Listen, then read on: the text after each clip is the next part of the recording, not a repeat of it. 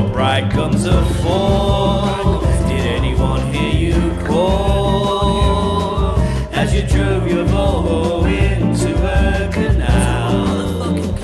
Oh, this is it. I love you, but I've nowhere else to go. I'm a depressio. I'm a depressio.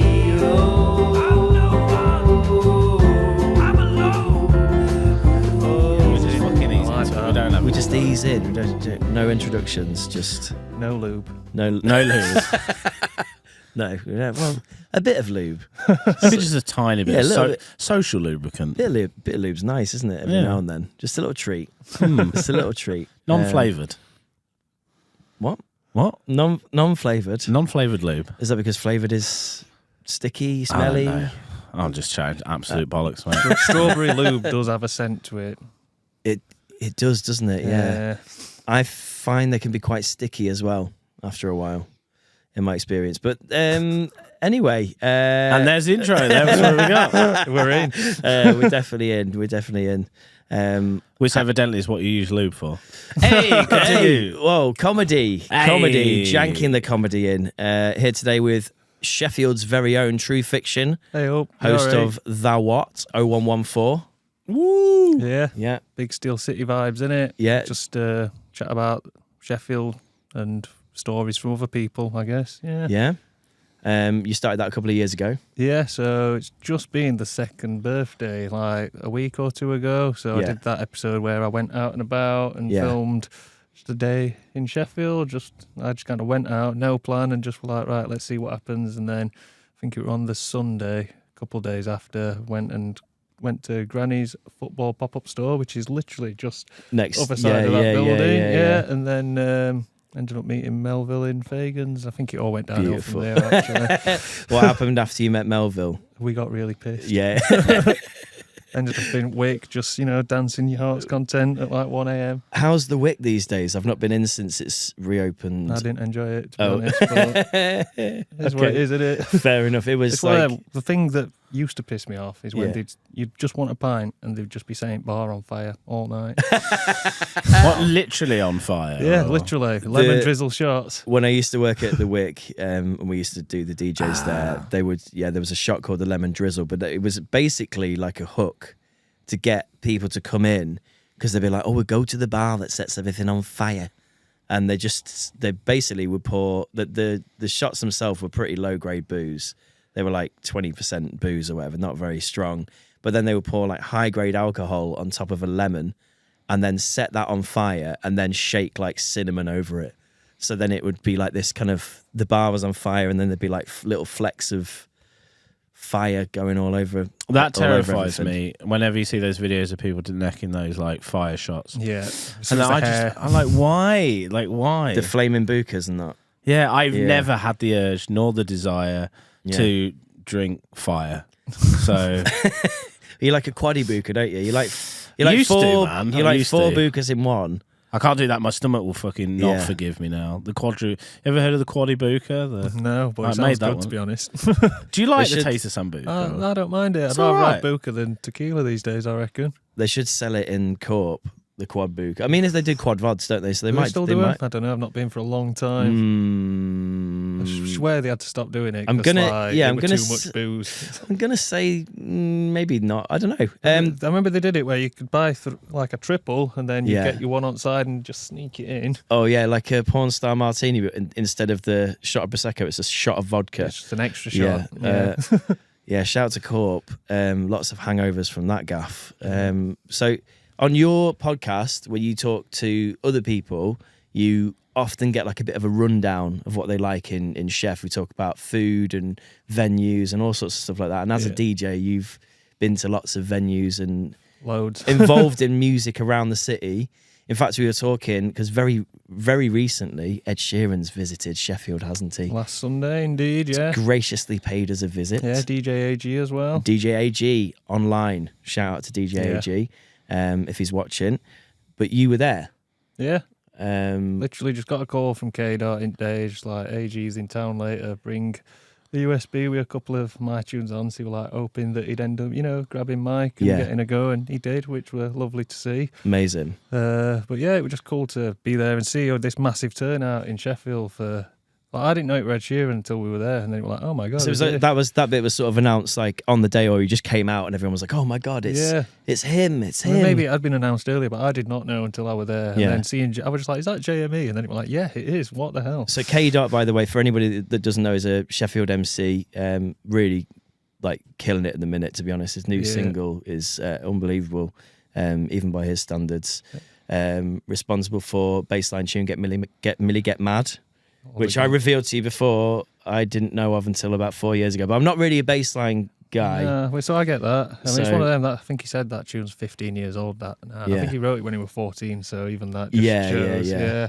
It's maybe not quite the same as what he would play now, but he did it, right? The other day? Yeah. That's the tune he ended up performing the other day and smashed it. I was a bit annoyed, just like, come on, you've got loads of other songs. What's your fave K Dot tune? I mean, it would be Get Millie Get Mad, but he has got loads of other, like, his album's really good, underrated if anything. I feel like people have slept on that. Is this a new album that's just out? I think it came out maybe a year before last. Yeah, so like relatively recent. Yeah, and then all new songs he's put out and that are coming.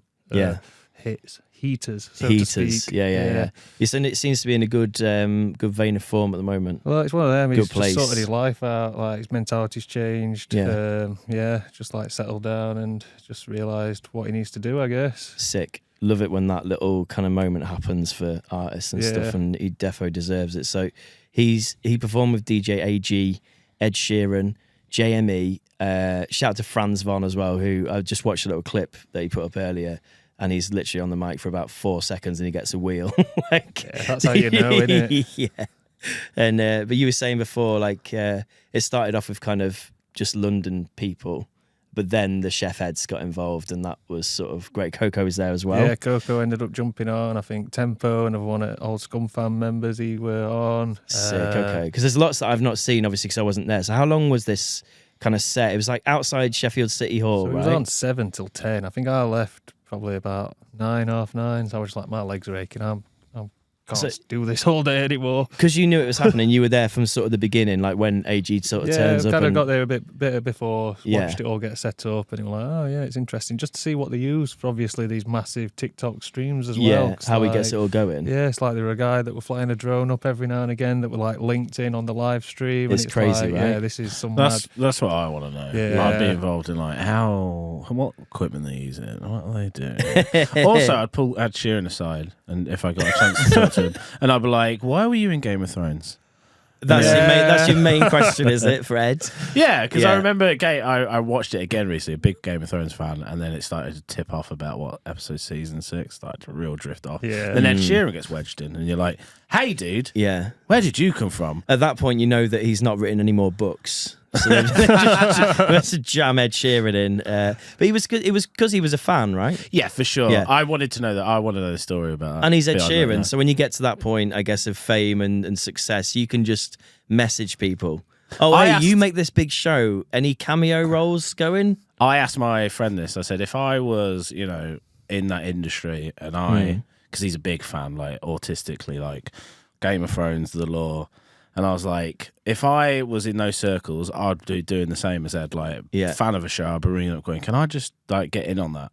And my mate was like, if you did that, you'd ruin the show for me. If I saw your mug on it'd take me right out of it. Like, oh, for fuck's sake, Dave's on the show. Well, here's an interesting one.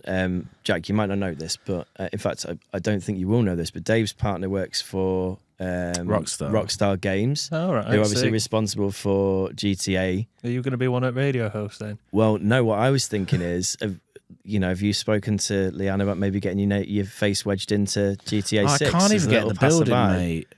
I want to get in the building and see it. I can't. It's all locked down. No chance of getting Rockstar on the couch. Come talk to us about GTA 6. I didn't think about it like that. We can get them out the. We can get them out of the compound. We can get them out of the compound, but we can't go get in. You can't go into the compound. She won't even let me know. I'm like, tell me what's going on with GTA 6. What's it going to be like? This and the other. She's like, I'm not saying It's a going word. to be amazing. I can't wait. She's like, I don't even get to play it. I was like, bollocks. You told me once that you got to play it once, and she's like, yeah. Has she been like severanced with it, or is it like? Ooh, I just. She doesn't even fucking know what going on. When she goes in, it comes out like I don't. Well, what's it like in there? I don't know. Probably, yeah, maybe. I do get a free copy, and she's buying a PlayStation, so I'm like, oh, I'm gonna have to, because she's like, oh, you can play it because I'm not good at games, so, and I'm like, oh, right, yeah, I'll play it, I guess, for you. Do you think is it one of those fun offices? Do they have like beanbag chairs and stuff? No, I'm not at liberty to say. I don't know. Might have slides and like. Yeah, do you reckon they've got slides in a ball pit and stuff? I don't know. I don't think so. But the tech gremlins all go in and. There are some, I go pick her up sometimes, and you can imagine some of the people that work for like a company like that, like the Nightheads, like coming in like all dishevelled, and you think a game tester is kind of a cool job. It's not. I've got a few game tester friends that's like, ooh, you think you like games until you're a game tester. Here's a thing for you, Jack, that maybe you'll find interesting. We were talking about MSN Messenger before. Yeah. Do you remember like MySpace and stuff? I do. Do you remember before, maybe around the same time as MySpace, but maybe kind of before, MSN brought out kind of like a profile as well that you could have. So it was like you had like an MSN Messenger kind of like profile page. And Dave's one was great. His picture was him jumping out of his parents' bedroom window into a hedge, and under occupation in capital letters he put Coca-Cola tester. Yeah. To be fair, I can't remember that because you remember everything. But hats off to me. Yeah, that sounded cool. And I remember the picture though. If I could, I wish I had that image. Yeah, that was Bebo. I miss Bebo. Amount of photos that were on there that I'm just never gonna get to see again. What was your like highlight Bebo photo? If you can you think of some off the top of your head of like, was it moments or like house parties or? I mean, just like a lot of going out. It would have been like a lot of football stuff around them times as well. So that's when I was getting into footy. Well, not getting into, but like playing footy a bit. You were playing, and just seeing what I looked like back in the day as well. I feel like them photos are all gone. Those sweet little memories. I remember your top friends, and you had to. If you like, that was such a weird social thing where you're not in my top friends, or I'm not in your top friends. They put them love art things on, like I've given you my love today, and it's like what? Yeah. Oh god, there was like on Bebo, you like partnered up with someone as well, didn't you? Like coupled up with someone, and then or you saw somebody uncouple. Yeah, that was a brutal feature of social media, wasn't it? Like, Facebook capitalised on it by putting in like it's complicated. Oh my god! Yeah. It's complicated. Do they still have that? Probably. Yeah. It's just like, well, that's when sharks are going to be sniffing for blood, aren't they? Facebook's just a boomer's wasteland now, isn't it? It's like there's all the young people up and left that went to like Twitter and whatnot elsewhere. What's the other social platforms now? Insta. Yeah. Insta. I think Insta was the one, really, wasn't it? That sort of took over. Millennials, aren't we? Yeah. So I think millennials are still hanging around in Insta. Yeah. I forget, man. I don't know. Millennials hang around Insta still. Well, mate, Gen Z still use Insta. They just don't. They just don't post anything on it. They've got an account. They just don't really post anything. Or they have like a Finsta, which is like a secret one. Yeah, what's a Finsta? Priv. Can't see anything on there, mate. It's all locked down. Interesting. So they have like a main one where they have nothing on it and they don't post anything, but they can access everything. And then they've got like a private one where it's all locked down, it's all private, you can't see whose it is, and it's got like a fake name or something like that, and that's their Finsta. But that's where they actually post stuff. They keep it very secretive. We willingly gave away all of our information. We were like, this is my face, this is my dog, this is my house, this is my car, this is the girl that I love, the boy that I love. This is a picture of them being sick against a wall. Here's me in a sick covered t-shirt. Aren't we having fun? To be fair, I think there's way more exposure now to kids and like having an online presence. Whoa. If I had TikTok when I was 16, be cringe. I'd have to delete it by now. I mean, I don't have it now. I can't. I'll open it, post a thing, and then shut it. Yes, it's the best way to be, mate. Legit, I think I do. As I've posted a bit more, I do maybe 10 scrolls a day. I've like 10 little scrolls. Sometimes I'll see something interesting. Most of the time, I saw one recently which I really liked, which was Wild Pisses or something like that. And it's just every video. I'm assuming it's a guy. It could be a girl. But every video is just basically like scenic pisses, not wild pisses. It's a nice scenic background, and then a steady flow of urine just comes into the shot. You don't see like penis or vagina or anything like that. Just a flow of urine. It's funny, I've into literally the got one like that scenic from thing. that Vegans time I was just on about, and it's someone put a Leeds United sticker up, and I threw it in urinal, and it's me pissing on Mate, it. was it you that threw it in the urinal? I didn't throw it in. I pissed on it though. Mate, We saw that last week. I pissed on it last week, and I was so happy about nice. it. Oh my God, That yes, knows. brother. Yes, brother. See, I might be Wednesday, you might be United, but we Yeah. all hate Leeds school. We do. You two are like Wednesday United fans. We've had more Wednesday fans on this podcast than we have United fans, Seems to be legit. fair. How's it feel Um, being so close to the stadium? Bit of weird energy there. Yeah, To wrong the- side at tracks for me. The greatest football stadium in the country. So recently, like my girlfriend lives out of town, and we Yeah. were around here, so we were going to Granny's, Hmm. and I told her, I was like, "Oh, that's Bramall Lane." She was like, "Oh, it looks like a leisure centre."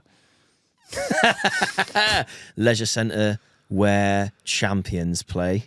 You know, I gave up on I football a long don't. time ago. I don't. I was a Glory supporter. I supported Man United because my mum and dad did whatever. Not dad. Why did my mum? You know the glory of your dad, didn't you? The And glory of your I know father. I'm a Glory supporter because I've recently got back into football, Yeah. and it's because Crystal Palace won the FA Cup, Smashed it as and well. I was like, I now support Crystal Palace. Well, Man U, they're in cup final tonight. They're around 8:00. I'm which starting to cup? get back into football. Europa League. Oh, the cup of all cups, the Europa League. Is that called the Mickey Mouse Cup? So I mean, it's sort of like, oh, you can be in Europe too, without being in the Champions League. You want to be in the Champions League, don't you? Really? I don't know, but again, I fell out of love with it, but I've fallen back in love with it because I saw all the fans, The of- emotions. the emotion of like, Crystal Palace winning it. This is old geezer Yeah. just like crying. And I was Yeah. like, that's actually sick. He's never seen any like championship in his life, bless him, because he's a Crystal Palace fan. Probably not have the eyes and lows and have won the FA Cup. And I was like, fuck it, I'm gonna buy a fucking Crystal Palace shirt. I'll go watch him play. Why not? That's the beautiful moments of football, I think. It is. I like In those. fact, I mean, even as a Sheffield United fan, I liked it a couple of seasons ago when Wednesday did the unthinkable, didn't they? You went to that game. Night. Literally, Yeah, it yeah. came up. So it was like just over like 2 years ago to the day, a few days ago. Yeah, and yeah. I've got a video like me running on pitch, and then Yeah. I turn around like, "Where's my dad?" And he's trying to hobble off it, advertising board. And then I run up and tap him, and he's just dancing like no. I'm just like, oh, that is such a happy man right there. Do you know That's what a All these beautiful years. thing. That is a Talk, beautiful talk us thing. through what that was. What game was it? So it was the Peterborough when we were 4-0 down on aggregate, and then Yeah. ended up doing the comeback, scored fourth goal in like 97th minute or something to take it to extra time. What was this to do though? This was to get to playoff Oh, finals. to playoff get finals. to- Was this from League One when you got promoted from Yeah. League One? Yeah. So we ended up going to Wembley, beating Barnsley, but that's still probably one of the best nights of my life. Because you win at Wembley, don't you? Yeah. Yeah. Again, Which- that was like the last kick of the game. Yeah. Scenes. And were you there? yeah. Yeah. Bust my lip up celebrating. Did you? Did you punch yourself? No, I just jumped into someone. You know, when like you must have jumped and then like my tooth's gone and I'm just Oh, like you covered in bastard. blood and it's like, fuck it, it don't matter. It's trying to turn Why you- is someone ringing me? Trying to turn your blue shirt red, mate. That's what you were trying to do. Yeah, one Uh, sec. Let me just. Oh yeah, get do you rid want to of answer it this. live on the pod? Nah, I Okay. don't know who it is. Might be some It's important. WhatsApp. Might be some important business. No, it's fine. It's going do not disturb. Hey mate, 3 bags for 100. That's my rule usually as well. I'm like, put your thing on do not disturb. Don't even follow my own podcast rules. That's fine, mate. Our rules is answer it live on podcast if you want. Yeah. You normally do get your chance at 11 bucks. Never mind, mate. It's fine. We'll get him to call back. It was Dave actually calling you from another line. Secretly, yeah. Could have been a radio competition. Oh, imagine. What if you've entered like Magic FM's radio competition? I do not remember doing and that. you have to but- answer Happy Jack, Magic 2000s. Yeah, what's the prize? Yeah, well, you could have been 200 grand, mate. Oh, imagine. They give away a lot of money on those, don't they? I mean, I've not listened to like radio for ages. Really? Yeah, you know, like Same, having mate. it's like usually when I used to work for a sign place, you know, like making alt signs and Yeah. stuff. That'd be radio time. Where was that? Called New Leaf Sign and Design. This was like In- years ago in Sheffield. Yeah, yeah. It's just like my uncle's business, so I Nice. just worked for him making and fitting signs. And they just what was the radio station of choice at New Leaf? Was it'd it be, like so when I Capital? was there, they'd have Radio 2 on until Jeremy Vine came on, and then Yeah. they put Radio 1 on, and then when he'd finished, Switch they'd over. switch it back. Yeah. Nice. I love that. There's like a show that you hate that you just turn off. He's there, didn't bother me, but Jeremy Vine, yeah, he does chat some shit, doesn't he? Mate, I feel like my missus in her office, they always have like Capital on or something like that. You know, the one that plays like the same 6 songs like over and over again, So, basically throughout the day. Something that winds me up is like people that listen to them same 6 songs on radio all week, Yeah. and then go out a weekend and ask the DJ for them same 6 songs. Yeah. It's like, aren't you fed up of listening to them? Yes. Have you not heard them enough on Capital this week? Yeah, I know But- they're the hottest songs of the minute, but still, like, sometimes trust the kinda like- DJ. sometimes kind of brainwashing, right? I feel like even if the songs are kind of shit, that people just like after a while I didn't like it the first time I heard it, or the third time, but then after the 50th time, do you know that's how TK Maxx sell shirts? They do something called hashing, so they'll get like shirts that they know aren't like great, but they space them like 6 or 7 shirts apart. Yeah. And you, as a staff member, you put them in the order, and then like you scroll past, like, so it's like scrolling past them, innit? Like when you're swiping through the rail, you get to it, oh, you see it again. You get to, oh, you see it again, and you see it again. You're like, oh, shit. Does that Sorry. work? That's very interesting. Yeah, there you go. I've never noticed that. I'm going to go to TK Maxx tomorrow and just have a look. I think it's called hashing, or that's what they call it in there. Giving Little bit- away fucking secrets. trade there, secret at mate. TK Trade Maxx, that one, hashing. And then, but I feel like that's like the Capital Radio effect as well. Like just jam it down their throats until they like it anyway. And the adverts. I can't stand adverts. Yeah, and those like radio stations that are kind of like not BBC ones, or their adverts are always pretty loud, aren't they? Yeah, Just although shouting at which you. one's the one that has Matt Berry? That's banging. Is it like Absolute Rock Radio or something? Absolute Radio? Yeah. With me, Matt Berry. Matt Berry. Yeah, I'm here for it. Yeah, that is nice. To be That fair. man He's got a has smooth voice. built an empire on his voice. On his Really voice. has. Yeah. Matthew Berry. Perry? And he never changes it either. He knows what he's doing. Matt Berry and Matt Perry are two very different people. Who's Matt Perry? Matt Perry's in the ground. Yeah. And Matt Berry is not in the ground. Yeah, fair play. Yeah, right, yeah. okay. Matt Perry is Chandler. Oh, Bond. you're on about Matthew Perry. I got Yeah, it. I'm with yeah, you. yeah. There you go. That's it. Was it you that said his book's incredible?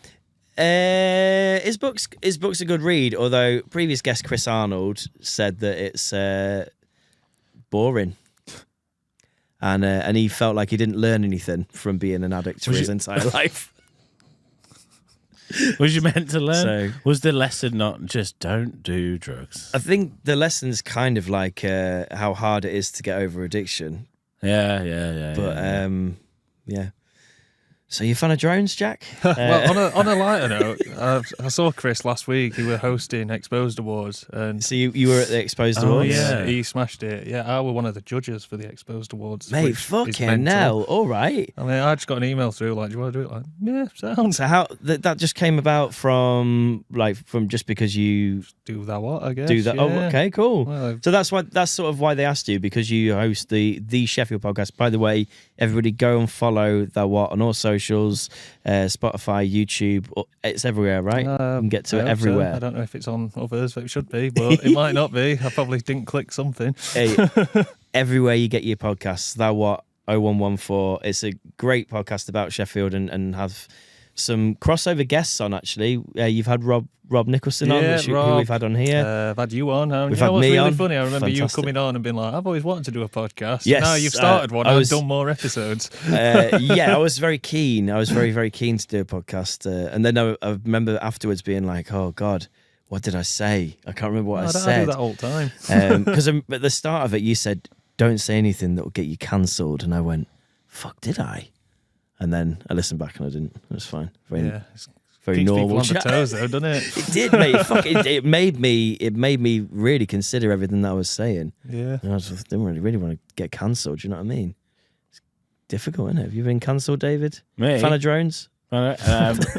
I've never been cancelled, and I never will. Yeah, That's gonna bite me in the ass. yeah. They're gonna find that. We'll dig out your. No, I don't really care. Like I'm a good person, so I know Yeah, that's their prerogative if isn't they it? take it Deep the wrong down, way. underneath it all. I don't think I'm going to say anything too provocative. I don't really rage bait either. No, there's no need for that. No need for that. There's plenty of that going around. There's plenty of that. Apparently, I rage baited when I said that you can just run a marathon for free.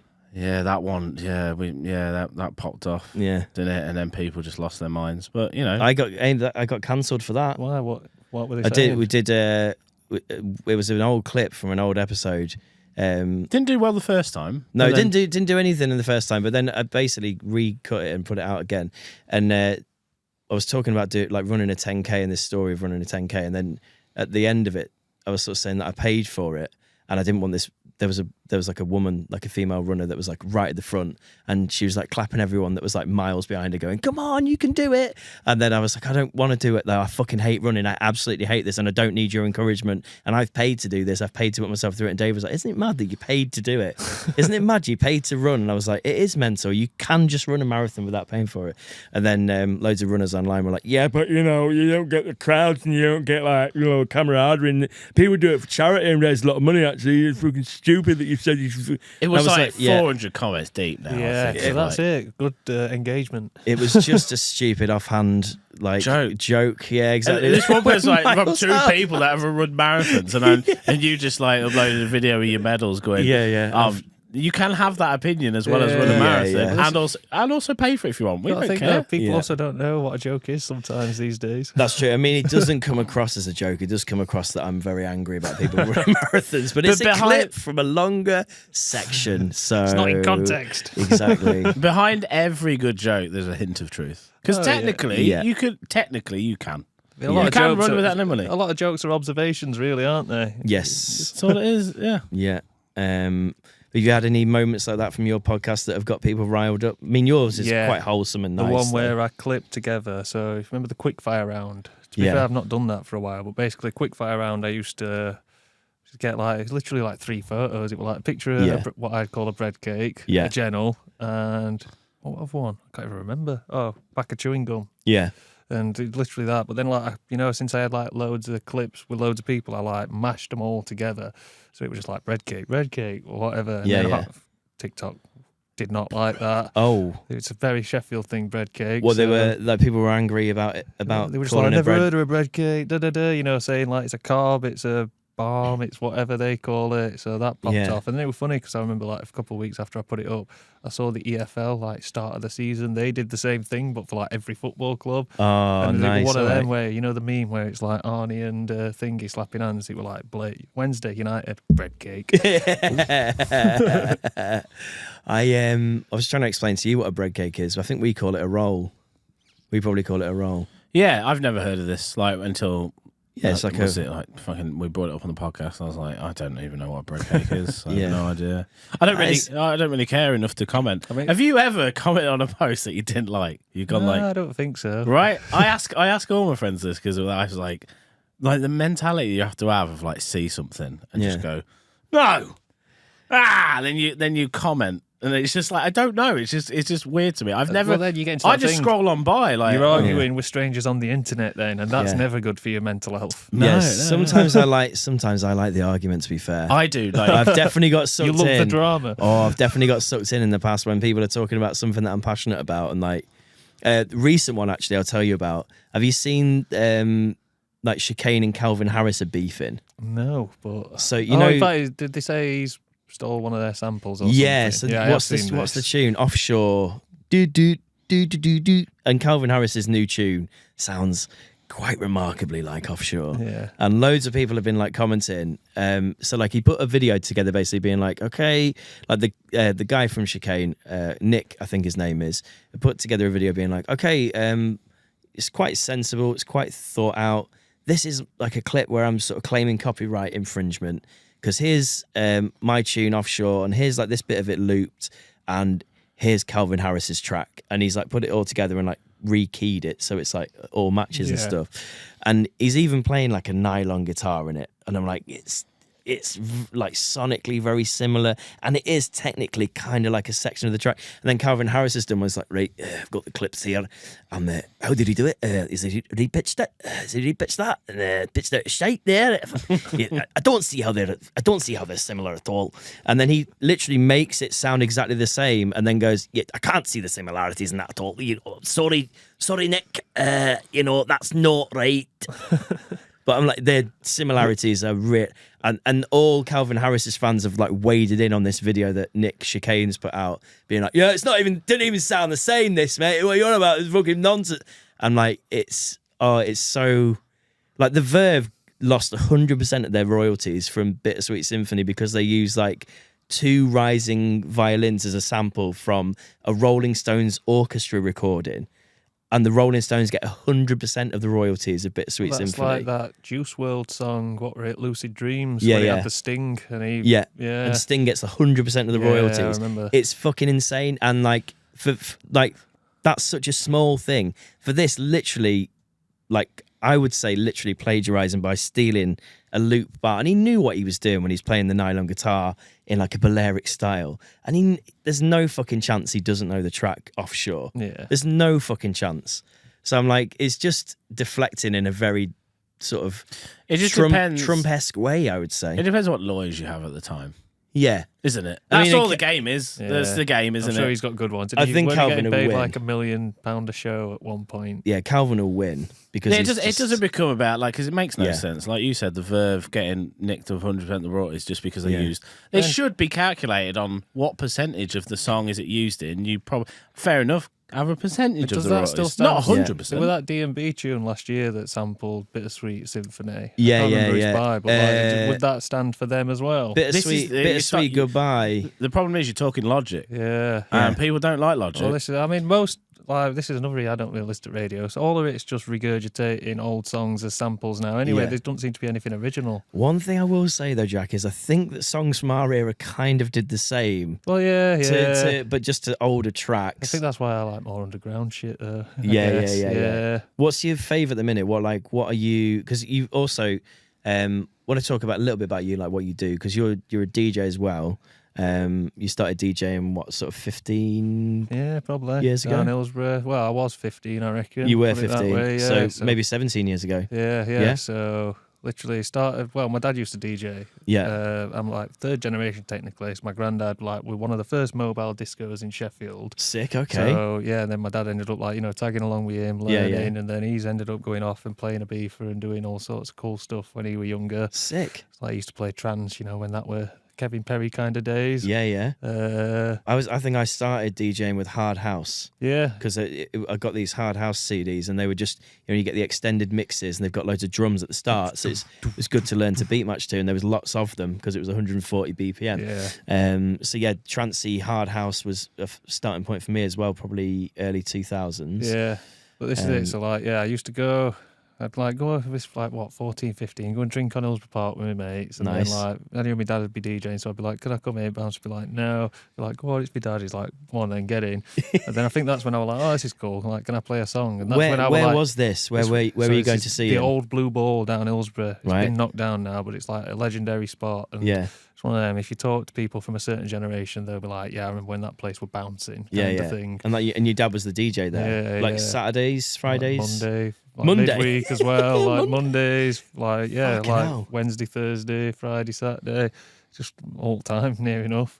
Do you think, has Sheffield changed, just a brief aside before we go back to that, because I want to go back to that story, has Sheffield changed in terms of like people's going out habits, do you No, think? definitely I've noticed in recent that. times? I mean, I don't know if Everywhere's it's changed, hasn't it? I think lockdown's changed a lot for that. Yeah, I feel like everywhere's, there's a whole yeah. generation now that either don't know how to drink or just don't because they've realised that it's actually bad for you, maybe. Yeah. I don't. But like, do you think people go do people go out less because they drink less? Do you think? I mean, it's expensive as well, isn't it? That's true. This is true. Yeah. It's- But you £6 a pint. But you were smashing it, weren't you? You were getting loaded Yeah, in but the I get park. free. Well, yeah, that Before was like you a were tiny going to bottle, the- that was a tiny bottle of vodka, just like probably about £3 back in day. Yeah. Who used to get your booze for you? when We you had a lad called Reese who, looked older. Shout out Reese. shout out to Reese. Did you have like chads and that? No, he just had a beard when we were like 15. Yeah, like hairy as old. Everyone has the one mate when you're 15 that's got a beard that can go Yeah. get your vodka. Yeah, deep voice. Yeah. Oh, We had what was our lad called? I mean, we had Hank. He had like sideburns, and he'd go. And when we used to drink in one pub, he'd always order stuff like 2 Guinness, mate, please, or 2 John Smiths, because he'd be like, oh yeah, like teenagers wouldn't want that. They want lager or like Alka-Pops or whatever. So he had this theory that if he ordered Guinness, that it made you look like you that you knew what you were doing. Isn't that like in Inbetweeners where he's like, I'll have 2 pints of mead, please? a little bit. Yeah. Mead's tasty. That was before the in-betweener. Mead. Where have you drank mead? Weirdly got a bottle of it. I don't know why. And I drank it, probably 3 months ago. I just saw it in the cupboard. I was like, oh yeah, we bought this ages ago. From like a Mead's flagon? Nice. Did you drink it from a flagon? I wish, mate. What is the correct way to drink mead? You need a tankard, surely. Yeah. Like a silver tankard. I've, just a sidebar, you guys talk about DJing. I started DJing again. Beautiful. Got the little controller out. I started to, because I had a friend come round. Sharpie, shout out to Sharpie. And he wanted to learn how to DJ. I was like, I'll bring it out, because the only thing I've got left now is a controller. Pioneer one. It's like standard DJ. It's like 10 years old now, but still passes. What, the one like all in one? SSJ or SSB3 or something. Yeah. It's like quite small, but like still worth about 150 quid. It's good, mate. It's Plug got all the hot Serato. cues on it and that, and it's got like Yeah. a filter on it and It's all you effects and That's it, literally simple. And I didn't know where to get the library of stuff. And I was like, oh, God, because I remember you used to collect tunes. It's all on hard drive. Now I don't have any of that because I'm just an idiot. I don't keep that. So I just signed up for a Beatbot account, like linked it to Serato. Yeah. And I fell in love with finding tunes again. Do you know when you're like looking for stuff? So, and then you sort them out into playlists and that. And I was like, okay, I think I'm going to... Yeah, you're going to get back on the DJing. Because I had a mix yesterday, yeah. What Dave's kind of vibes? Oh, at the minute, it's like everywhere, but mostly like deep house, then trance house, then I've gone down the dubstep rabbit hole again. Nice. Dave I was started to slowly transition that into like filth. Yeah. Dave was a filthy dubstep DJ back in 2009 to 2011, 12-ish, and then sort of stopped. Oh, I got a Stops it a job bit. and got boring. Yeah. I had a residency in London where like dubstep night. I used to get paid like 200 quid every month to Yeah. go Nice. down. That's when dubstep was on its high. Yeah. Yeah. And I made a tune. What was the night remix. called? Dub Filth. Dub Filth. Yeah. Yeah. There's oh my God, where was the club in London? I went to it once. I can't Cable, remember. I think it's called. Cable. Oh, I've heard of that one. yeah, Cable in London. That was it. It was God. mate. I It was fun, man. I did enjoy that, but then I got roped into doing a normal job. No, God knows where I would have been now if I just continued down that road. One thing I would say is there was another night that Dave DJ'd in London, which was possibly one of the funniest names for a club night I've ever heard, considering it was like sort of filthy dubstep, and it was called Squitty Bubbler. Oh, yeah. It just sounds like, just like after a night out and you're on toilet. Yeah. A few too many Guinnesses. But then it also does sound like a noise that dubstep. I Yeah. always say like that filthy dubstep just Yeah. sounds like Transformers fucking. does. I remember what happened was I went to a drum and bass night. This is when Shy FX was on in Boston Yeah. when I was really young, and it was doing drum and bass, and then he dropped that banger night tune, Banger still. and I was like, as a kid, my ears pricked up, and I was like, I've never heard anything like this. I seem was to like, remember. what the fuck is this? Casper and Rusco, that Fabric Exactly. Live 37. Yeah. When I first heard that sound and then Yeah. go down that Well, rabbit yeah, hole. all that, yeah, and I was like, oh my God, big fan of Rusco. Yeah. Like, he was like my main kind of like inspiration to do it. He's a really. Leeds lad, isn't he? He Not is. far. Yeah. Yeah. Yeah, and I fell in love with dubstep, and then Skrillex came onto the scene, changed everything. Yeah. But he's also changed everything again, and now He's on a bit of a making really good redemption stuff. arc at the minute, he's isn't like, he? he's actually Skrillex? taken on the UK sound Yeah. on board. Yeah. I feel like he goes away, he travels the world, Yeah. and he uses so many like different influences from a lot of different cultures. Like Yeah. you hear in his sounds as very like Same somewhat with, like, tribal. and- Drake, but again, I also feel like he can be a bit of a culture vulture at times. Yeah, just like hops on the hot sound. Yeah. But Jay-Z was doing that for years, though. To be fair, wasn't he? Yeah. But, I mean, it's just a smart move, I suppose. If you're an MC, The thing is, I think I would have gone that way, and it's not for like political reasons in terms of, oh, I'm going to do it because that's what it's called. I genuinely do love that sound of like kind of mainstream, kind of like noisy. I don't know what. Yeah. I don't know, it triggers something in my brain. One thing I'll say about Skrillex, I think, is because he comes from like an alternative rock background. I feel like, I don't know if this is absolutely correct, but this is sort of my theory. He was used to playing music that made like an immediate impact and was kind of sonic in like a melodic way, but then also really gritty and like in your face and like just at you, because it's a lot of like pent up aggression and frustration and all the that. drops, like having that drop, it was like, insane. That instant energy moment. It's like having like a breakdown or something in a Absolutely, and he's used to like kids moshing to his tunes, so he's brought that almost into electronic music. And I think that the people that in the UK that were making the early stuff that was like very like dub centered, really sparse and really sort of like weighty. Like, it was the snares with like the most amount of reverb you could ever hear on a snare ever in the mix. It's funny seeing it's the difference, isn't it? It's funny seeing dubstep tunes when you load them in Serato or something, and they're just fucking red barred out. Yeah. I don't use dubstep to like. When Dave says that, by the way, it means like if you look at the waveform, and the waveform of a tune is like. Yes. Yeah, you can see like where the kick drums are and the snares are and stuff for people that are listening that don't. They just compress DJ. shit out of it. It's just Yeah. line, and sometimes if you stare at it when it's going, it can send your eyes as well. I've done that. You know where you think you're running along with it.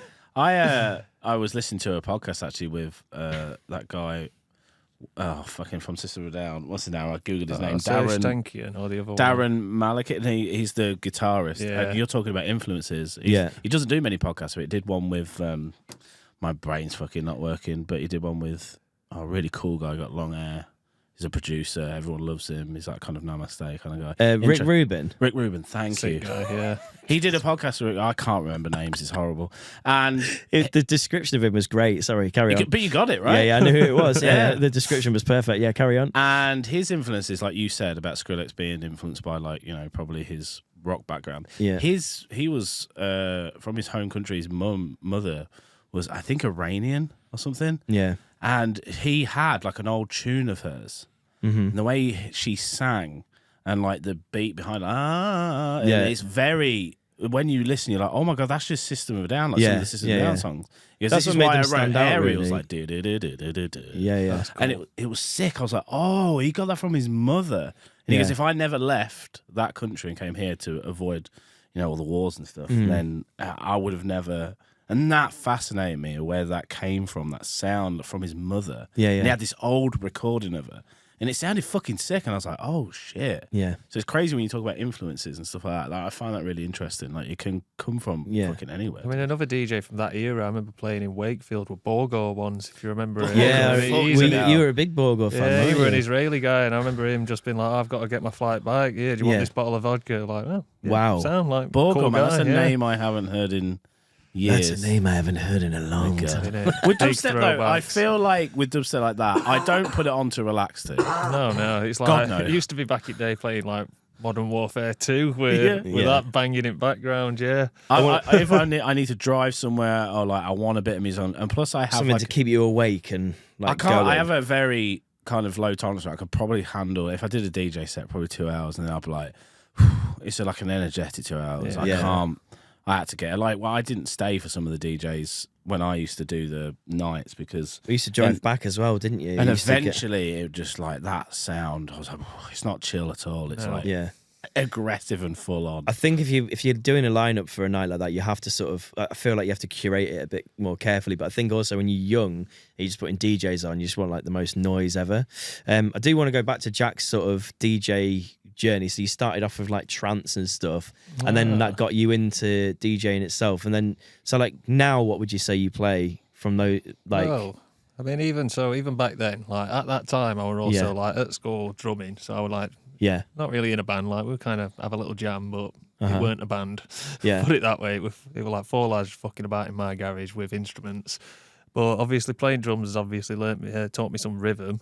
yeah, And then, so I was like turning up to the ball just playing indie songs, to be fair. Yeah. Like Arctic Monkeys and shit. So that's what Nice. was coming out at that time. Yeah, like, yeah, Just so that's before what was- first album, really. yeah, You know, what were it? Beneath the Boardwalk, playing that kind of stuff. But Yeah. it were a bit rough at that point, the pub. yeah. So it was like always full of chavs, and they'd be coming up like, yo, will you play some niche? And I was like, what's niche? Then found out Right. about it. Then that's when I started digging, you know, when you go through your little song searching thing. And then Yeah. I fell in love with that, played that more. But then Which that's a real Sheffield sound as well. So like for people that don't know, niche also kind of knows more sort of UK wide maybe as bassline. Yeah, that's but if you're in Sheffield, that's before. it's niche, This is it. like, People called it niche because it weren't called bassline back then. Yeah. That's before they like genred it. I guess. Why was it called niche as well? Because it got played in niche. Yeah. So for people that don't know as well, there was a club in Sheffield called Niche that played this particular kind of blend of, it was like speed garage. Yeah, like speed the garage, time, I guess, house, right? like organ, Yeah. garage kind of stuff. And like Sheffield in particular has quite a like harsh sounding stuff, which I guess comes from like the steel works and like the kind of industrial side of the city. Like the music that's made here can, like the electronic music that's made here can be quite like dark and like spark. I mean, there's a band that, this is nothing to do with bassline, but I just want to throw it in real quick. There's a band from the 80s called Shak, you know, CHAKK. Do you know them? I feel like I've heard of them. I don't know if I've listened to them though. They made like 80s pop, but it was so dark sounding and it's like real unique and it's like proper Sheffield. But they've got a song called Time Bomb. Anyway, I remember listening to that and going, that's like, you can tell it's from Sheffield. And I think there's dance music in a way, like if you listen to like Oris J and stuff like that, it's got a darkness to it, but like also kind of hooky and like fun as well. Do you know what I mean? Well, I remember watching an interview years ago. I think it was like for The Guardian. It was just Toddler going around Sheffield interviewing people. He had Ross Orton on, oh man. and there was just a bit where Ross is saying like people listen to a certain song and they're like, we know that were made in Sheffield, so it's got that accent to it. Yeah. And it's like, yeah, certain songs you just know, don't you? That accent to the actual music itself. Yeah. Yeah. Oh man, that's nice. Yeah. Like, and you play a lot of Sheffield music and a lot of Sheffield I artists. always and like to try and rep all the man them and like always seeing who's got hot stuff. Like, just try and put people on map, and if they're doing stuff and they're a bit underappreciated, I just always love back in the city. Yeah, man. How do people get like? I often think this. How do people get like tunes these days? Like I look at people and things like that, I'm like, oh, good. And then I guess it's how it used to work back in the day, but I'm so out of the game now. Because when I used to like do all my dubstep stuff, it's like you get contacts and then you know a person who knows a person who knows it. I got a Skrillex tune quite early. Yeah. Just came down the pipeline before. It was AOL Messenger, if I remember correctly. Weirdly, man. Like, all the dubstep producers used to use AOL Messenger. It was and so send odd. tunes What, over. to send the songs? Yeah. Yeah, that's mad. I was in talks with like Flux and Rillian and Dr. P because they wanted to Yeah. like do a tune that I made. I did a remix of Call Me. Again, I couldn't fucking get the rights to Blondie Call Me, but they were playing that around and I did a remix of it. And they was like, hook, get on the AOL Instant Messenger. I was like, AOL, what the fuck? Even back then that was old. Yeah, And I it was was like, a and really then random niche. place to share tunes, but all the dubstep producers at the time were sharing tunes over AOL Messenger.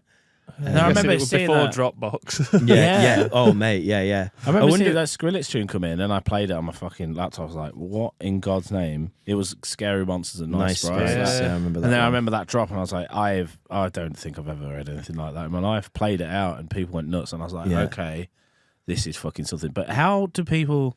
Yeah, how do you get, find like, tunes like these I days? want to find tunes that I new, like that no one's ever heard and stuff like that. Where the fuck do you go?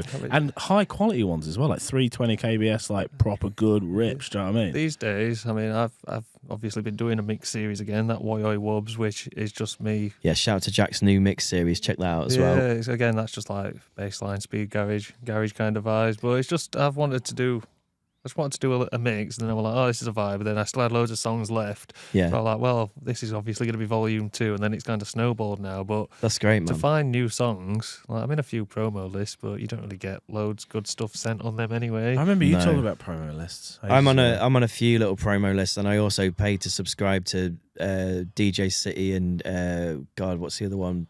BPM Supreme, and like I tend to play more commercial stuff, I suppose, and like kind of classic tracks. So for me, like I need like intro edit versions of stuff, whereas because you play more kind of, I guess, I say cool music, underground dance music, Club and music. club music. Yeah. I mean, I get some of that as well, but most of the stuff I get sent over is probably quite commercially viable, not really that interesting sounding. Get the odd bit sent through, but I guess just make your own shit. Yeah, kind I of might- follow artists that you like as well. a lot of it's just talking to them as well. Just send Yeah. them a DM, like, yo, I like that song. Are you These all come using in. SoundCloud? Are you using Bandcamp? Are you? I'll put mixes on SoundCloud and Mixcloud. I mean, sorry, to find tunes as well from like producers in Chef. Yeah, Are I mean, you, or do you just know you're quite connected, so you know a lot of people that are doing I've just tunes kind of anyway, always like if I see someone coming through, I've always reached out to them anyway. That's Yeah. always been my bag. That's why podcast has been easy. So I know all these Yeah. mad people anyway. Yeah. And I guess when it comes to that, you literally message them, like make contact, and then see like if you're going to be recording a mix, like I've got something coming up. Have you got anything new? Kind of like just reach out, ask them, or they'll sometimes reach out like here's my new ones. Yeah. Or failing that, I just listen to, like Boiler Rooms and like what is it, the Lab, the Loft. There's some really good mixes there. Loft Radio. Amazing. Just go through what Talking- people's playing and just bang Shazam on it background. Honestly. Talking Yeah. of Boiler Room, sorry to interrupt, but like, have you got a favourite? Have you got any that stick out to you? Well, I've been to a few. Like when I'm jealous. I want to go. I went last year when it were in Liverpool, Scream and Benga, and that were fun. That would have been great, man. I'd love to have been that only one. problem with venue, I'm jealous, there weren't dude. enough speakers going back, so you had to be like right. What up what front. venue was it in It was Liverpool? that new one next to Everton, that new Everton stadium. Right. I can't remember what it's I think I called. saw. Did they have footage of that? They probably they'll have been like they'll have filmed it all. It'll be on the definitely. Boiler Room channel. Because won't it, Benga on was YouTube? gone for a long time. Yeah, And he he's came great. back, He's didn't he? back as well. Yeah, keeping to Yeah. that original sound as well. He was Yeah. honestly, I say he's probably one of the best like drum samplers. Like his drums were like you could tell out of like all the tunes that you used to get. You'd be like, that's Benga's on those drums. Yeah. Yeah. He had that certain distinctive kind of like. Benga Start to him. and Joker for me were Joker, the man. two that you Joker. just Wow. knew straight Joker away. was Well, we ins- booked him on a Unit 3 at Plug one year and mega, absolutely mega. So God, what was that song that he did? I mean, there's so many. Purple City. That's Nah, called that that's song Trolls. is It Ain't Got a Name. That's what it's called. Yeah. That was Yeah. Joker Yeah. and Joker Them and high TC. sims, well, like, almost like the G-Funk, like the Dre kind of sims, weren't it? It was, mate. Yeah. But Fuck, I forgot about Joker, man. talking Unit 3 really quickly, because you've just mentioned it. Unit 3 was kind of a collective of people in Chef, like you, So, Josh. like me, Balazay, Josh Balazay. Danji, Cargo. Shout out to all these people, by the DMK, yeah. Yeah. They were like, we had so basically Unit 3 was our old studio. Right. And then like we'd, turn up after work or have a jam and whatever, and then it gets to the point like, oh, we'll put some nights on. Yeah. Then did that, and then usually end up in the unit after the nights as well Amazing. until sun's come up. And Yeah. it was kind of like a band. It was basically the closest thing Sheffield's got to Corrupt FM. I love that, man. Yeah. But then like from that, people have gone on, like obviously you're still DJing, you still putting on nights. Ish. Ish. I've one of them. There's a lack of venues, I think, at minute. Or it's Yeah. finding venue that works the way you want it to. Yeah. And I've got some ideas, but it's just wait Yeah. and see, I guess. Do you find that's difficult in Chef at the minute? Then, like, obviously we lost a few venues. DQ, I know comes up on your podcast a lot as Yeah. like a venue that was a great little space, and like, has there been nothing that sort of replaced that in your I opinion? mean, or- obviously you had DQ. Nothing's replaced that the way it is. Yeah. Like the Harley kind of took the void, or like filled the void. Yeah, and now that's gone as well, And sadly. then I kind of turned Gatsby into DQ a bit, and Yeah. that were oops. Okay. Yeah, that just got a bit out of hand by the end of it, I think. So what was happening at Gatsby towards the end? Just like more dancey Oh yeah, stuff. just yeah. But it was a party bar the whole time, It right? were like proper club vibes in Right. Gatsby though. Yeah. It got a bit rowdy, and then And I mean, that's Foresters now, isn't it? So yeah. It's no longer there. So, and then I mean, you've been to Tufty's Gaff? What's it called? Sydney Matilda. Yeah, that's a great venue. I like Yeah. that. Very low ceiling in that room downstairs. Been to a few Yeah. different nights there. Big shout out to them as well. Like I used to DJ a bar night on the Friday there for them for a bit, and they've got like 3 tiers of room. So he's really focusing on making it a space where like acts can grow, because he's got like one room where it's like a 50 cap. Yeah. And one room where it's like a 150 cap, and then one room that's like a 250 So cap. it's like So it's like leveling you can play the venue 3 times on your way up. So you start in the small room, you move to the second room, and then you go to the big room, and then after that you graduate into the other venues in the city, kind of thing, where you've got like your 800 caps or your 500 caps or whatever. up. But Which ones are they now? Though? well, that's it. I mean, I couldn't tell you, man. Like I've never been to a lot of the warehouse spaces and stuff here as well. Like what do you think Chef is missing? In terms of like venues and stuff. I don't know, just like somewhere like DQ. I mean, what would cap on that, do you reckon? I don't know. Less What was than the cap? 500. And what was the surely. most people you had in there? I mean, it's definitely been over capacity numerous times, what I've seen. But, just something like that. Just a club space. I feel like there's just not, like, all the club spaces that there are kind of like these warehouse ones. Yeah. Like Forge, great space, but it's massive. Yeah, So like an sometimes- intimidating space that's Yeah, too like hard I've to been fill. where, sometimes they've cordoned it off and it's like only a quarter open and it's it's just a struggle to fill some room. Is it? I was going to say, is there a demand for it? Yeah, is there an So appetite for it kind of thing? Because the internet, especially the introduction of it, kind of you're into everything now, so it's hard to. A lot of people just don't have one lane anymore. Yeah. We spoke about this verbatim, haven't we? Yeah. Back in the day, a lot more people had like just one lane they went in, but now it feels like everybody, I don't know, I could be wrong, but is into everything. So to put on a night is like kind of, it's a bit more dispersed as such. You need a venue really that can cover everything, where it can be a band space and then like you can change it to club night after, and being able to have like daytime events and stuff on, even if it's Daytime like events workshops might be and the stuff one. like that. Yeah. Like just DJ workshops, or even like obviously you do Day Fever, things like that. Yeah, I do. Yeah. It would be. Do you know what, man? Would you like to own a venue? Should we open one? I mean, it'd be cool, yeah. What would you call it? Don't know. Fuck knows. I mean, my dad's always said he wants to open a restaurant down Kelham Island and call it 10 Bob Millionaires. No, I like that. That's great. Mate, 10 Bob Millionaires is a great name for a venue, to be fair. Because, what is it? Something to do with clientele that has come. That's what they all are. Yeah. Champagne, lifestyle, lemonade pockets and all that. Love that. Mate, fucking hell.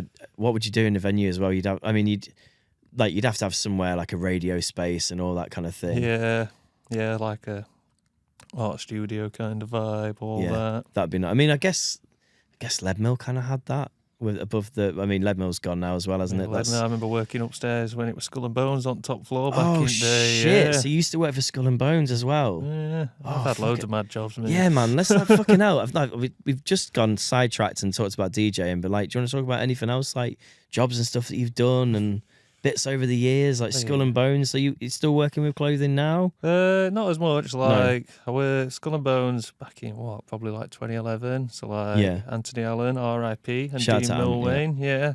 And that were a good couple of years, just kind of like mucking about with my mates. Really, that's all it ended up being. So it were like, oh yeah, we like making clothes and doing all this cool shit, but loads of it were just us kind of just winging it. Did you find like being in Sheffield, because it's such a creative city, and I guess people are all kind of doing individual sort of things, did you find it was a good place to sort of just fall into something in terms of like, oh, I don't have to get like a job down Tesco because like my mates were doing something interesting, so I could kind of work with them a bit? I left the job at Tesco to do Skull and Bones. Amazing. Yeah, I fucking remember love working on trolleys at One Up Wicker when it opened, and then one day I was like, fuck this, just didn't turn up again. Yeah, no notice. Oh, none no, of that. I was just saying to Dave before this, like I've only handed in notice at one job out of these many jobs. Nice. And all that right. was the last one, that was when I left Drop Dead and I left properly. Okay, that's nice, man. So you left Drop Dead now? Yeah. Yeah, okay, cool. I didn't know that. Well, good times, but it's just one of them, just moving on. Yeah. Needed a change of scenery. Yeah, just mate, absolutely. Window. I were in warehouse, there were just no windows. Yeah. I mean,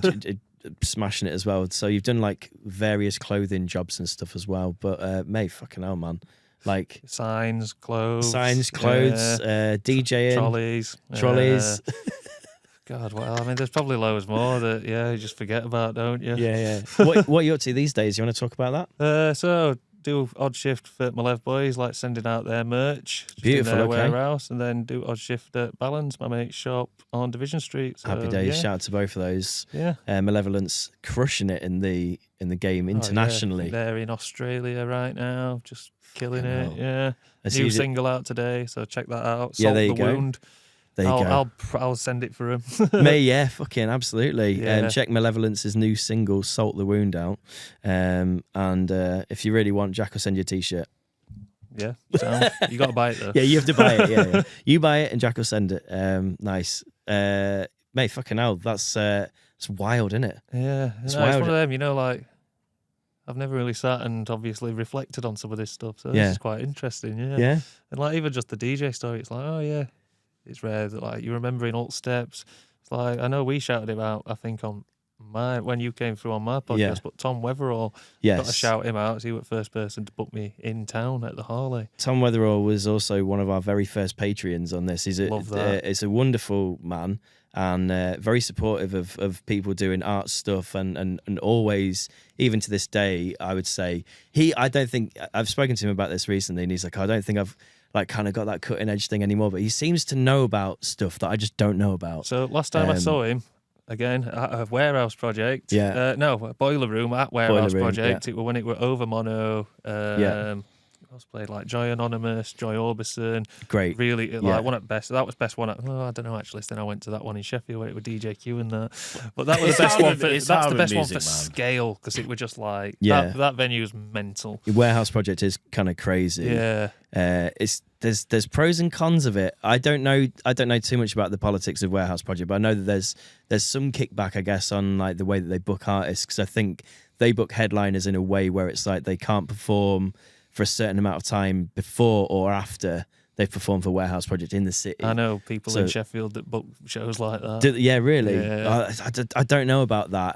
It makes it kind of, I get it, because you obviously want people to come to your show, but then also it's kind of difficult where you're like, yeah, but that sort of stops other people. But with that as well, it's like, I don't know, the money's got to be enough to make you not want to play these other shows as well. I think it's got to make it worth your while, innit? I think this must be for like headliners only, but then also it's kind of, it just I don't know, does it block other venues in the city from having the opportunity to draw people in and have the same artist in a smaller kind of space rather than like this giant warehouse space? Yeah.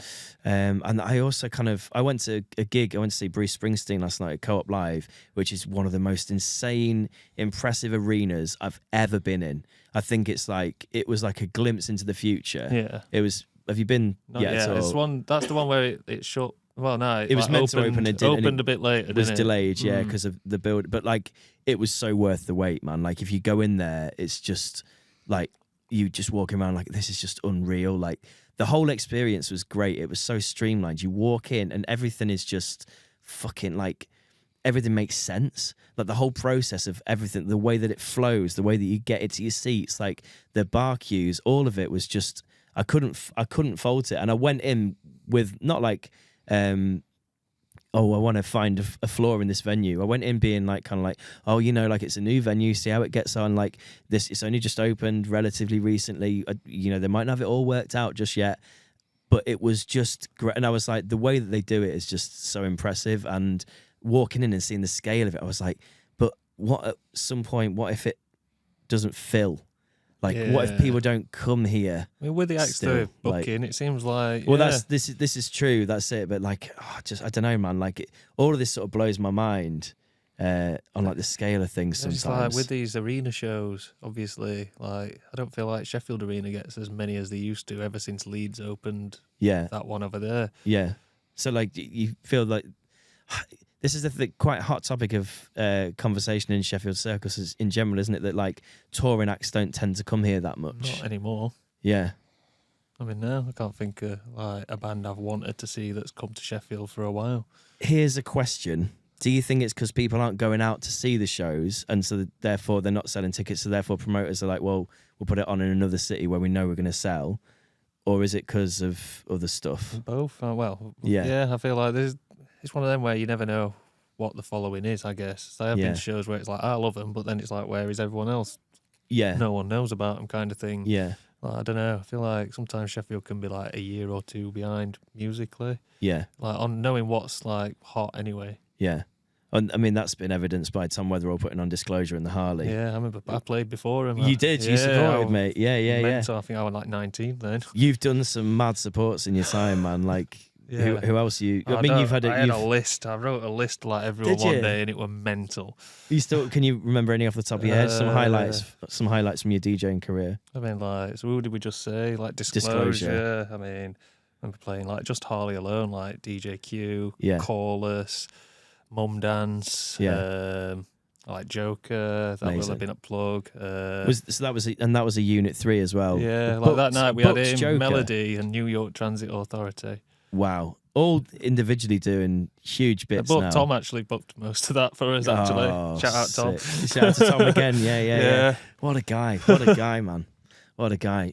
I mean, I think Joker's also seeming to have a bit of a renaissance Yeah, at the definitely. moment. Well, I think that Stepping sound's coming back generally. round, hasn't it? Yeah, it's Yeah. coming back. Oh, I'm fucking happy. Yeah. We were talking before about Skrillex's redemption arc. It seems like he's now, like, in later years, sort of after, I don't know, I want to say soul searching or whatever, but maybe just like realizing, you know, meeting people like Fortet and Fred again and all that. It's really refined his sound and got that kind of crunchiness. But the tune with Joker as well, and it's Yeah, like, yeah. all obviously.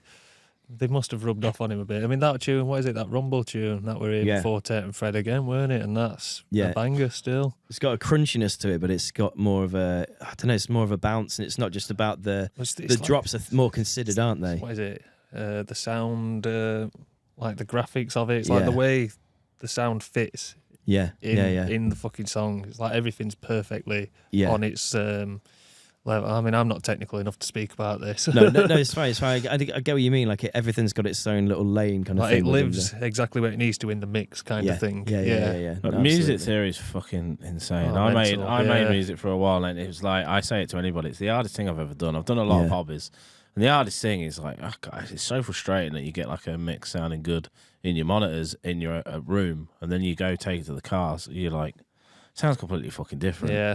Then you listen to people like Subfocus, like Deadmau5, and they can get like this wideness. That's all I could describe it as. I don't know like, how you do that. And I'm like, how are you? You listen to it in your headphones, it's in the car, like, I'm like, fucking, they're geniuses. It's like some people can see sound. I think that's like synesthesia, is it called? Something like that. Where Like you can physically visualize see it. something, I think that's just the thing. I mean, even people like, to be fair, shout out Oliver Ledger, Squareheads. I used to make some tunes with him back in the day under Clientele. I loved his tunes, man. Well, it's one of them. I'd just sit in the studio with. I don't really know what we do. We kind of like listen to some stuff and then start brainstorming. But then I'd just be like, "Oh, we should make a noise like this," and then whatever. And then he'd be like, "Yeah, sound and do it." And it's like, "How the fuck did you just do that?" Yeah, I always need somebody to facilitate that. I remember making a couple of tunes for fun with Jack Opus. Really great. Shout out Jack. Really great producer. Side story. I remember the first time I met him, I really pissed him off. We were at a house party on Harcourt Road. Yeah. He was DJing, and I think Toddler was supposed to play. Yeah. Missed his train, so he'd moved to London. Yeah. So I said to, again, Nathan Armstrong, Big Dutty, shout out, like, Shout can I out. play? Just being Yeah. like, right young. He was like, yeah. So I didn't live far. Ran and got my CDs, come back. And then CDs as well. That's when it was. Yeah, sat down to like look through what to play and just sat on mains and it just unplugged and everything just went off and I just had Jack turn around like, what the fuck are you doing? So yeah, sorry Jack again. I was right young. Oh man, as if there's got to be a time where he's done that as well. Like, Oh yeah, yeah. I've seen people do it since as well. You remember Fred again had a set, a boiler room set, and That there's one that where the geezer. guy, And the Fred elbow. again, he did. Finessed it, He man. finessed it. It's like, it's all Yeah, good. yeah. It's all good. This guy was like, oh shit, I'm so sorry. And They're like hugging after, aren't they? He knew it was recording though, didn't he? I think he's a plant, mate. He's a fucking no joke. Yeah, I'm not going down this rabbit hole with you. Like, he knew what he was doing. I'd rant about Fred again before because I think he comes from a position of privilege. So therefore 100%. I've read his therefore backstory. he's been afforded more luxuries or like maybe a few more steps ahead in the industry than maybe other people would have got. But also his music holds up. So I think I've always said that he's very talented and that Boiler Room is unbelievable. So I mean, he has like one of created his own those. sound, which a lot of people have 100%. recreated in the past couple of years, I'd yeah, say. the Like, Fred again sound is like every producer's sort of, not Yeah. every producer, but like a lot of producers are leaning into that now as, very like as well. happy and upbeat as well. It's like positive music. Yeah, positive, moody music, isn't it? Almost Yeah. because it can be a bit like down. It is a bit Debbie Downer sometimes. in He the always club seems when he very puts happy it on his videos as well. Yeah, That's the last gig I went to, actually. I went to a Fred again gig. Yeah, Nice. I bet that would go away with that. Oh my God, where is it? London somewhere. Thank you. And that fucking famous, it was lovely. Very ornate in there. The Astoria. No, No, can't that's- remember. My that's brain's gone. terrible. Oh, My yeah. fucking brain's terrible. I couldn't name it. Royal I was- Albert Hall. Royal Albert Royal Hall. Albert Hall, I think it might have been. Oh, there you And I go. was off my tits as well. So. Lovely. DJ'd at Bar there once. You what? I DJ'd at Bar there Did you once. in the Yeah. Royal Albert Hall? So, well, Bring Me the Horizon headlined, and Sick. just me and Kerr went and DJ'd after party. Oh, amazing! I fucking love Well, that. I said me and Kerr. He got battered, and I ended up doing it. That doesn't sound like Josh Kerr. Did it? He would never do such a thing. I had him dressed in a Rubik's Cube once and he DJ'd for me at DQ and just the whole night was a blur. And the end of it, obviously, because at DQ you drink the rum. It's a bit like drinking the Kool-Aid. And I just remember like a vague, hazy memory of throwing a gazebo in the bin and Josh Kirby in there, still in a Rubik's Cube suit, being like, it'll be all right, mate, it'll be all right. And I was like, I just destroyed another man's gazebo. And anyway, shout out to Josh Kerr for keeping it real in a Rubik's Cube suit for me. I was going to ask, what do you have any DJ horror stories from your times on the road? I've got a good one that also relates into one that I've seen someone do again after kind of like what we were just saying, like you know where you see. So I remember once that time I run about when I played with DJ Q at the Harley. Yeah. So we were playing his last song of his set, and I think I did warm up. He went on, then I did after. I think he might have done like a 3-hour set or something. Yeah. So he was playing his last song, and it was his remix of that. Remember that Bieber tune, Where Are You Now? Yeah. So it was coming in, and I unplugged wrong USB, so it got an emergency loop, and it was just on the drop. So it'd be like, where are you? Boom. And then it would go, where are you? And it was just stuck in that. So he was like, what the fuck are you doing? So I like, found a song and like somehow managed to finesse it and pull it off. And I saw he must have gone out and had a cig. Then he came back after a bit and was like, yo, I'm sorry I got Bexy. You that were actually sick how you got out of that. And I was like, thank you. And then I seen Smooth Booth, who was like one of the younger lads he does Unit 3 bits with us and that. Yeah. I kind of took him under my wing. I call him my apprentice. Beautiful. He just reminds me of me when I was his age, which is dangerous. Nice. But I seen him do it to Martello when we booked him at Tramlines one year, and I was like, haha, it's nice to see it when it's not me. Yeah. Everyone makes the mistake, right? Everyone unplugs the USB. I wasn't in the game too long, so I didn't have any horror stories. I remember Serato, amount of times at DQ, so I had this great shit laptop that would just overheat. So sometimes I'd be playing it just turn off to the point where Richard get a third deck just so that I could press play on CD just in case. And the amount of times like it just switch off. And I remember once my best mate Podders was stood next to me, I just pointed at him and everyone just started booing him instead. Sorry, Podders. Ledge. What a guy, man. I haven't had any horror stories, nothing like that. I'm just glad I wasn't into drugs when I was coming up with because it was happening around me, but I was like so young. I had my drug spurt late in life, but like when I was I had that all happen around me, but I had no horror stories really. I just like, I used to get anxious. Like, am I gonna pull the wrong USB out right now? Well, am I gonna fade down back then? It would have been CDs back then, yeah, for sure. CDJ 800 Mark II. Yeah, is this the wrong USB? Is this the wrong USB? Oh fuck! There was one recently I went to, and it was like 3 CDJ 3000s for some 3 or 4, all chained, but both the USBs are flashing, and I don't know which one's on which deck, and I'm like, and there's 3 decks. Too complicated. Yeah, there's that thing in there where if you press it, it like goes down on the level a bit, the volume a bit. Oh, stop! Yeah, that's your warning, oh, isn't it? Fuck! You're unplugging the wrong one. It should be a fucking siren or a klaxon or something. Are you sure? Yeah. Well, it's like I always put it where when you dragging your song onto it, I make sure that it's locked, so you can't just drag song onto the wrong side and be like, oh, yes, sorry guys. Yeah. God, that's another one. Left deck. Left Not deck. the right one. That one's fine. That was fine. My first horror story, I was DJing my mate Toby Burr's birthday, and he used to work at Plug, and he got one of the other bar staff who was, I think at that point, probably a more legitimate DJ than me to play also. So he's asked him to play like some kind of fucking housey stuff, and then he was like, and then I want you to come later on and play like hip hop classics and R&B. So I was like, great. So I prepared my set, turned up, but I was using a laptop and a controller because I was just a little bedroom DJ kind of thing at the time. And this other guy's using like the full setup, but CDs. And he's got his big folder full of CDs, carefully organized, propped on like a table, which I would say is not fit for purpose at the back of the booth. Yeah. And I've gone in and I've turned around with my bag, and my bag's knocked. It's like, when you see those fucking domino topple things, and my bag's knocked his thing slightly, which has made it slide, and then in slow motion, CDs have every single CD that he owned fell out of that case and all over the floor. And I've been in the venue less than 30 seconds. And the guy just turned around, and he was, I remember him being like very tall, very muscular, like meticulously groomed hair, like, and at the time, like probably like All Saints top, you know, like the really low cut. He was a house DJ, really low cut. Enough said, mate. Fake tan. Yeah, fake tan chest. Jesus piece. The fucking skinniest jeans known to man. Yeah, G-Star Raw jeans, I think maybe they were ones that were white pumps, plimsolls.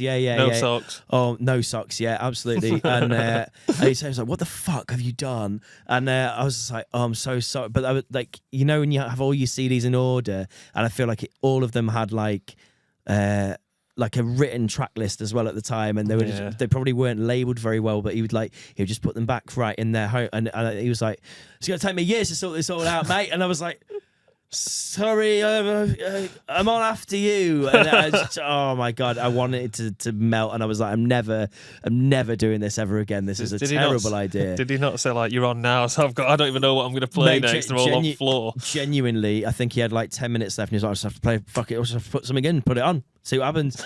But also, I'd like to point out that there were like 20 people here. It was in like the third room of Plug on a day that Plug wasn't even open, and nobody was dancing. And when I went on, I played Ja Rule and Ashanti, and from the moment I started to the moment I finished, all the girls were on the dance floor. So fuck you, fuck you, house DJ, unknown, don't know who you are, probably a nice guy. That's what my dad taught me. It's like, as long as you get girls dancing, hot lads will dance just to try and chirp them. That's the vibe. I remember wise man.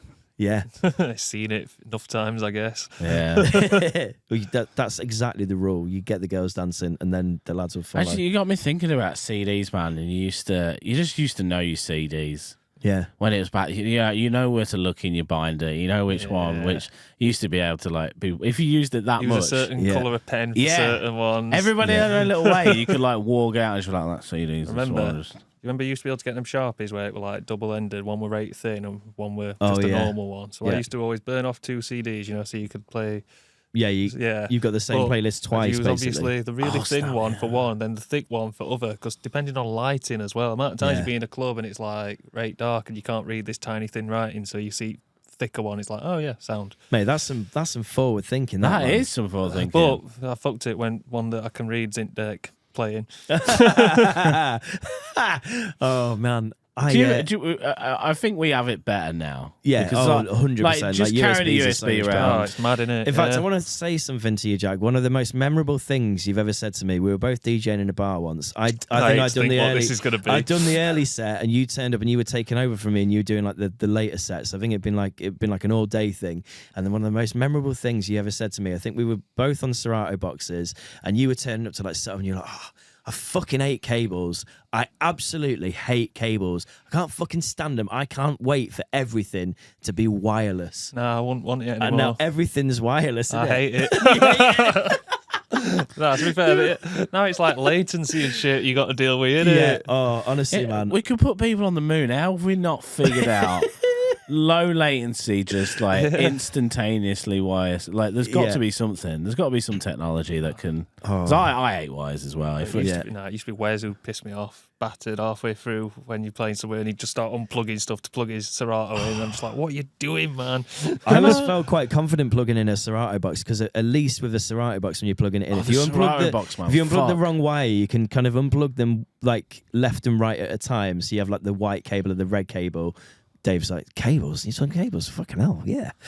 You unplug the red cable and you hear the volume drop. Oh shit, put that one back in. That's the wrong one. And then you sort And then you could have it where you could set it on your laptop playing before you'd plugged it into CDJs as well. Yes, before you got your CD with your time code on. Oh, yeah, that's the true. throwback. Amount of them CDs I went through. Can I ask? Because I'm getting back into it. I'm on Serato, but then I was like, I wonder if Record Box is any better. The best. Well, that's what I'd use anyway. That's what I YouTubed it and people were like having mad discussions, and I was like, and it seems to be in the DJ world, everyone leans toward Record Box, and I thought it was always Serato. Are you using Record Box for like live DJing as well, like plugging into mixers and stuff these days? USB. Oh, for your USBs I now. obviously go through. I'll organise my playlist, make sure everything's set properly. So obviously you've got to get all them lines. Yeah. Just so it all works. If you're using a laptop to DJ, would you use Rekordbox though? Because you can do that as well, can't you? I've not used a laptop to DJ for years. Like, Yeah. As soon as I stopped this is using where I'm- Serato, yeah. I was like, right, let's get onto this Rekordbox, and I've just been dedicated to that since then. Nice. I've So still what's probably- what's good about Rekordbox? I mean, it's like Serato, but you don't need a laptop. You could just plug in USBs. I think for me, because I have to have so much Yeah, music, see, because I that's play the all thing. over the board. Some nights when I DJ, I have to take my laptop because I'm like, I can't facilitate this club night, which one week might be more dancey and one week might be just absolute pop shite because my USB's got 256 gig on it or whatever, and that is not enough. That's what I mean. Like, I think I've wiggle got like nearly room. a 32 that I use for a lot of stuff, and it's just 2 folders, naughty and nice. Oh, interesting. Yeah, nice is like the stuff I start playing in a bar set until I get Yeah. too pissed. Then I'm like, oh, let's see what's in naughty folder. Yeah, And yeah. then before you know it, I'm getting shouted at. That's another thing. Have a as little look well. at the naughty folder. Yeah. I've started like doing my playlists, and it's always What are your playlists called? I think there's one called "Calm Down, Lad," Yeah. which is like chill tunes. Calm Down, Lad. There's one called like oh fuck, I'll have to get it up. Naughty 140. Yeah. I had a naughty 140. Yeah. Fucking hell, I'll have to get it up.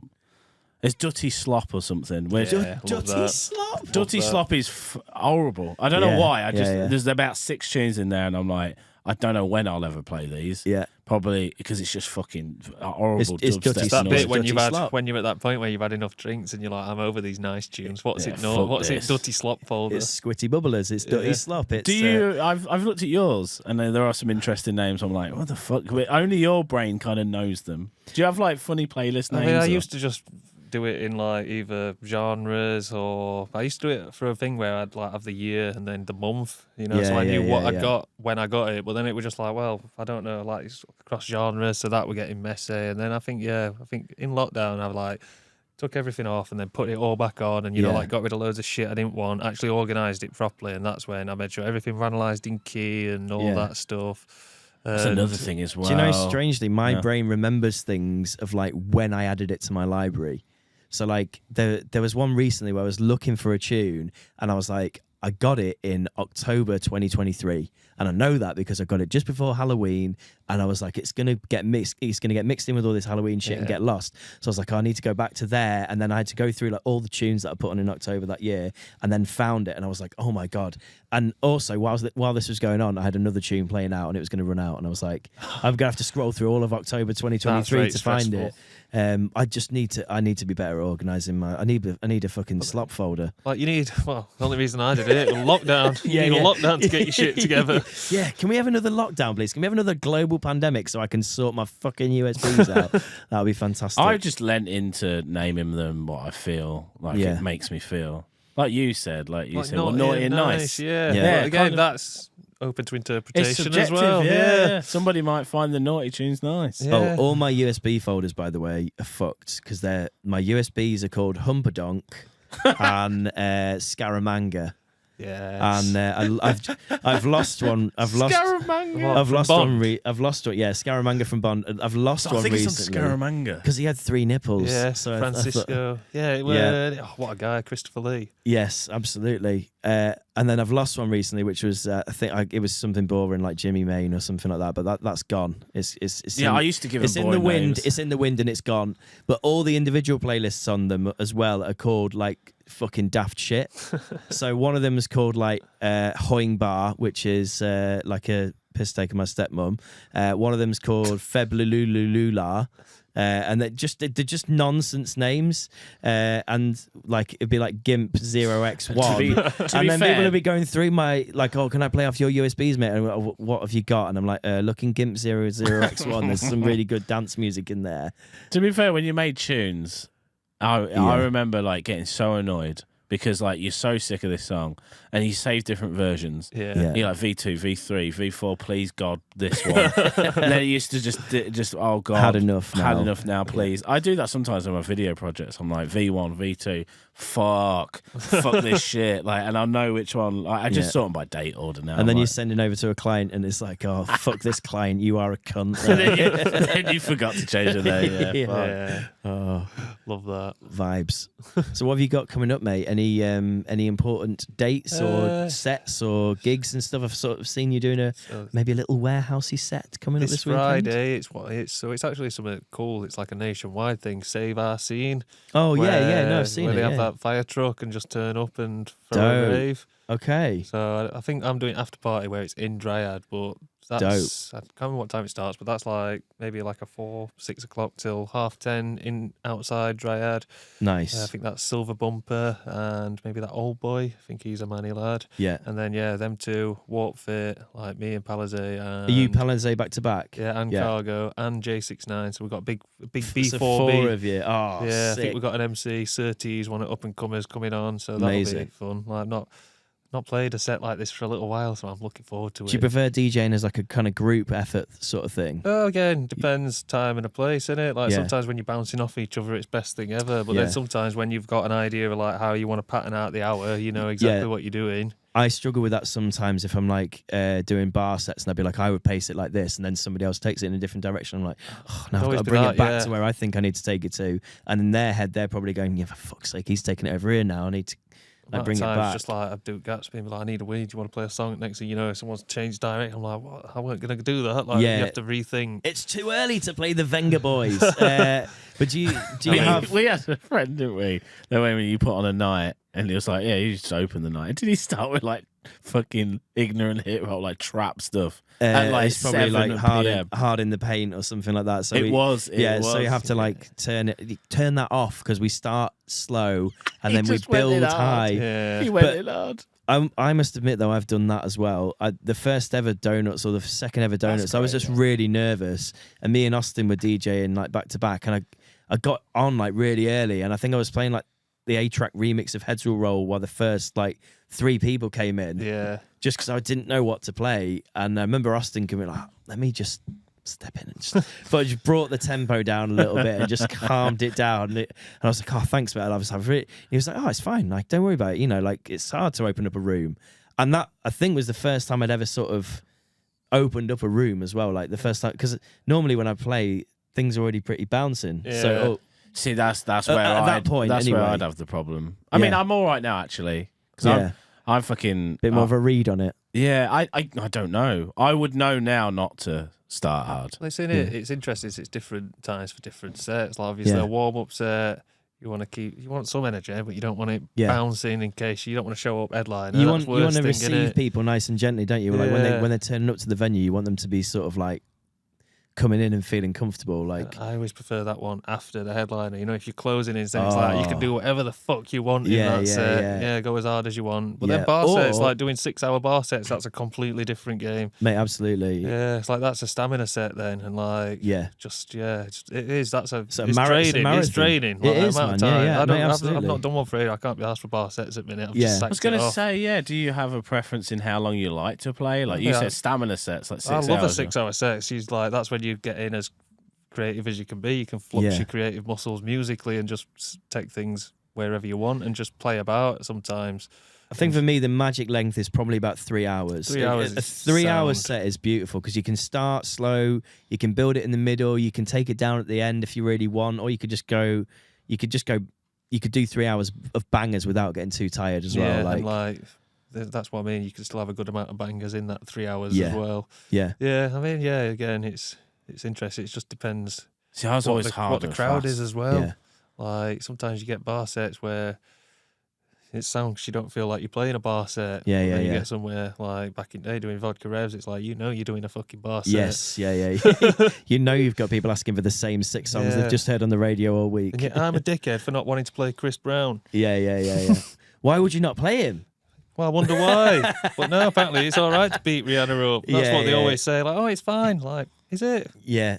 Blows my mind that. Yeah, and there's sometimes some like weird double standards as well, where it's like play Gold Digger, play Chris Brown, and then don't play that. Like you can't play that. You can't play R. Kelly though. No. Yeah, cut from the same. Well, then you cloth. get that one. Like, oh, you're a shit DJ. It's like not necessarily. You've just got a shit taste in music. Yeah, you do get a lot of grief as a DJ. What's the best one that you've ever had? Something like that. I mean, I'm going to tell manager. It's like, do it. He knows I'm a dick. That's why he books me. So I'm the filter, so we don't have to deal with you. Just like brutally honest. Oh, with I am. everyone. That's one of my problems. I'm just brutally honest in life. Yeah. I think it's good. I think it's a good place to be. Yeah, At least people know where the fuck they stand. Well, yeah. You know what I mean? Don't like it? Fuck off. Yeah. It's your problem. I was going to ask briefly, do you have a DJ or like DJ pal that you like really get on with when you DJ together? Like you have like a good back-to-back with them Wes. every time? DMK. Wes. We look Wes, man. Every time, I think I've met him. You know the house party where I sat on the plugs? That's Yeah. where I met Wes. That was the first time you I met met him. Yeah. We went back to back. Yeah. And just ever since then, we were like, oh, that was good. I think we met a week after and did a back-to-back on like the same road in a different house at a different party. Wes and is then- so much fun to DJ with, man. He's really just crazy, inventive, and like knows what works, and also will change direction in like a really kind of playful way. That's why, it keeps me on my toes. Where it's like, oh, say we're going that, yeah, let's do Yes. it, and then Yeah, I'll yeah, do the yeah. same with him, and he's like, oh shit, yeah, let's go. Do you And have he can one, drink Jim? as well. You have Yes, one, mate. that's true. Do you? Who is it? I did love DJing with you. Yeah, good. Yeah, yeah. Did you want me to say you? No. We had a good time when we used to DJ together. To be fair, didn't we? Yeah, no, we did. When we did dubstep sets, I used to do weird stuff though. Like I thought I was being kind of like cool because I saw a DJ called Kidder. Do you remember Kidder? What, Kidda? Yeah, he had that tune called Under the Sun, and Hervé did a remix of it. Yeah, Oh, we're talking the that era joys under there. the sun adapting to when you're oh. But I saw him DJ at Tuesday Club, and he blew my head off because the music he made wasn't really kind of like hard thumping like electro, but that's what he'd sort of been booked for because of that Hervé remix.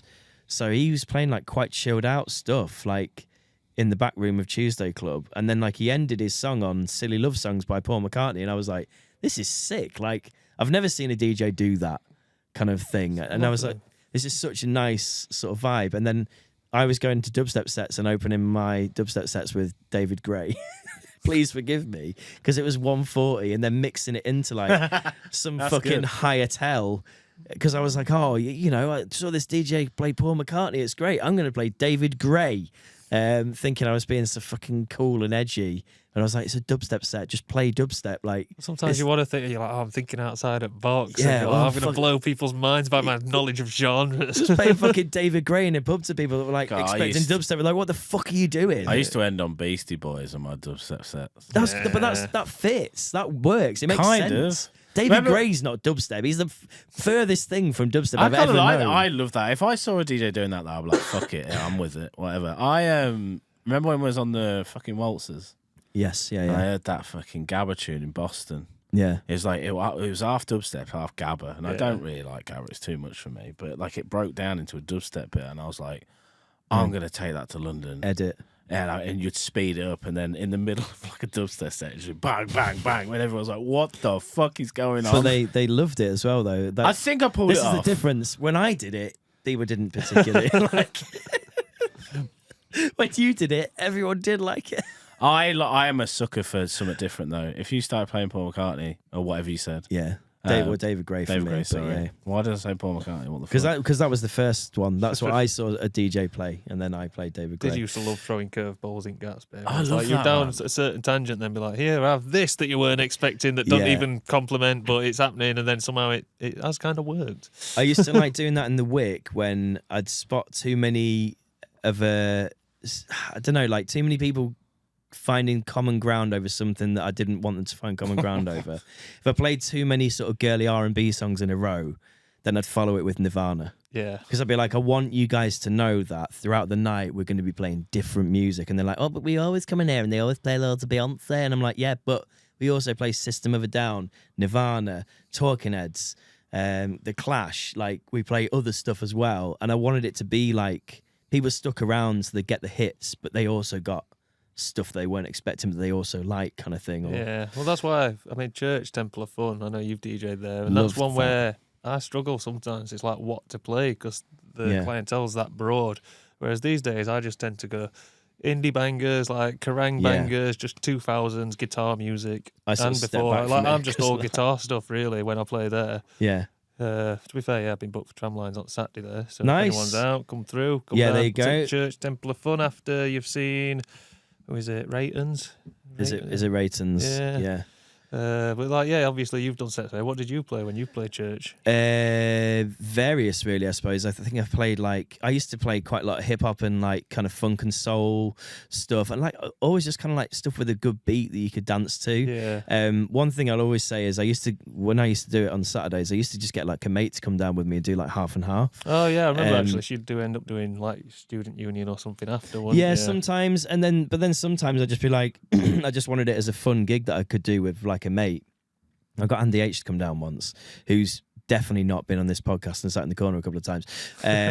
But he's just like such a phenomenal DJ, and he just knows like how stuff works. And I was playing something that was like, it wasn't being badly received, but people sort of sat around like eating food, like tapping their feet. And I was like, oh, just building up the start of the night. And then Andy came on and he put one tune on straight away, and everyone just started just wiggling a little bit more. And I was like, you've just fucking got it, haven't you? Yeah, like there's years of experience. He just knows what he's doing. Like comes into a situation, he's like, I reckon I've got something that will complement this track perfectly, but also just take it up a little notch just to like make it even needs better. To be. I mean, even just like amount of time. I remember back in the day, like when I used to do vodka revs every now and again, and I remember sometimes following him. You know, if it's like bank holiday or something, just I'd always take piss like, how am I going to follow that? And just the way he like bigs you up, and he's like, you've got this. Like, obviously I've just done that, but like, you're going to smash it still, and it's like just fills you with hope as well. Mate, absolutely. He's been a big champion of all DJs in Sheffield, and it's just a fantastic guy. I used to feel the same at like festivals. I remember doing Why Not with him and just watching him just do a fucking sick scratch routine over some drum and bass, and just everyone's going like, like heads are fully exploding, the roofs come off the tent. But then the best thing about that is he's already got them going, so whenever you go on, people are going to be like, oh, whatever palm of your hand, exactly, whatever you play is probably going to work. I mean, after a while that the energy might taper off a bit and people might get bored, but generally speaking, when he's gone on, like the crowd are already so warm and receptive that you've got a great job on your hands, really. So shout out Andy every time. One of the best. I always say I'm probably the best DJ in Sheffield. Yeah, my personal favourite. Anyway, that's who I'd say. I agree. He's my number one. But yeah, there's plenty of others. Not enough time to shout them all out. So just Andy. Shout out to Andy. What else you got going on, mate? Anything else you want to tell people about the podcast? Any episodes come in, or sort of? No, I've more got casual with them now. Actually.